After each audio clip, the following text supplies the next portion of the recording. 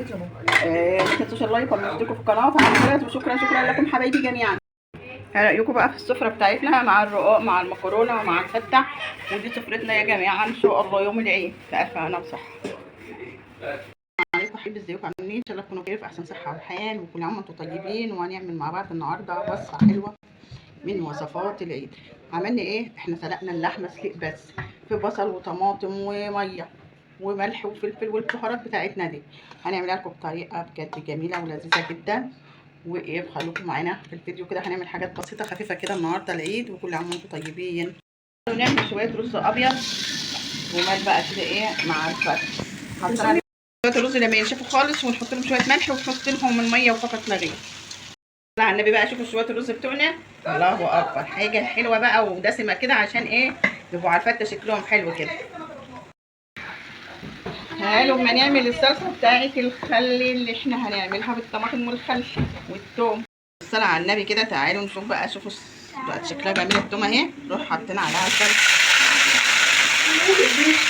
خلاص الخل، ونروح حاطين الطماطم. هنحط بقى فلفل اسود وحبهان مع جوز الطيبه مع بهارات لحمه، حاجات كلها كده ايه تظبيطات. هنحط ملح ابيض، هنحط ايه بهارات كمون على كزبره على حاجات من دي لاجل الانتفاخات. ايه رايكم بقى؟ وكده بقى هنسيبها تتسبك. تعالوا بقى بالصلاه على النبي كده. شوفونا حمصنا العيش ده في الفرن كده. العيش ده يا جماعه من العيش اللي هو بتاع الرقيق الحلو الجميل ده. شوفوا بقى عامل ازاي. كل اللي هتعملوه هتمسكيه بقى كده.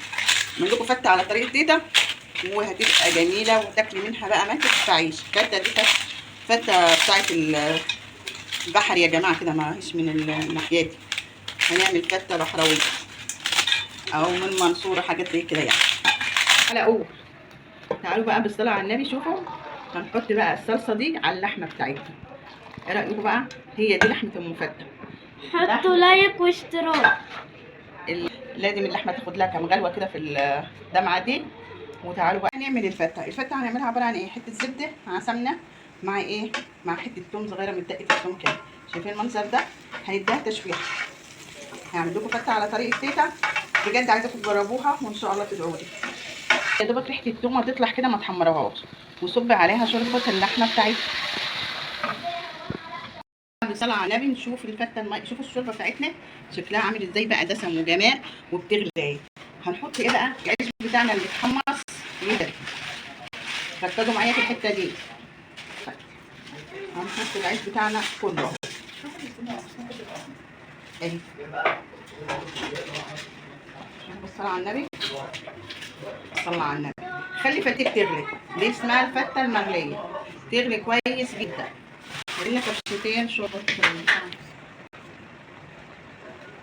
هنحط كبشتين شوربه من بتاعه صلصه عليها كده كمان. يا جماعه بخلي العيش بتاع الفته بيعجنش، ما تسويه ما يعجنش. اما تبليه وتحشيه العيش بيعجن ويبقى مبشنن كده. بقى العيش بيستوي يديك مطه في الاكل كده، يبقى حلو عامل زي الرقاق. شايفين؟ سوينا العيش خالص كده. يا سلام، نفسي تدوقوا شويه الفته بتاعتها دول يا جماعه، نفسي ادوقها لكم. الصلاه على النبي كده. خلصنا الفته بتاعتنا بقى، هنحط عليها رز. بتاعتي بقى مسقسقه وجميله ازاي، والخبز بتاعها بجد حاجه خطيره.